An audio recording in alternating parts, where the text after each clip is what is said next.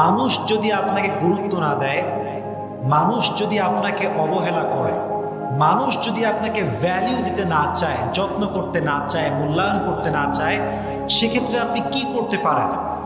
ইসলাম এই ক্ষেত্রে কি সাজেশন দিয়েছে, রাসূল করিম সাল্লাল্লাহু আলাইহি ওয়াসাল্লাম কি বলেছেন, এটা আমরা আজকে জানবো। ইসলাম বলে যে তোমার সঙ্গে সম্পর্ক ভেঙে দেয় তার সঙ্গে তুমি সম্পর্ক জোড়া লাগাও, যে তোমার হক নষ্ট করে তার হক তুমি আদায় করে দাও, আর যে তোমার সঙ্গে জুলুম করে, অত্যাচার করে, কষ্ট দেয় তাকে তুমি আল্লাহর জন্য মাফ করে দাও। সুবহানাল্লাহ পড়ে। হোয়াট এ বিউটিফুল ইসলাম, কি সুন্দর ইসলাম। কিন্তু আমরা কষ্ট পাই কখন? কেউ অবহেলা করলে কষ্ট পাই কখন? পেইন ফিল করি কখন? We have to justify it first. এটা আগে জাস্টিফাই করতে হবে। দেখেন, মনোযোগ দিয়ে শুনবেন।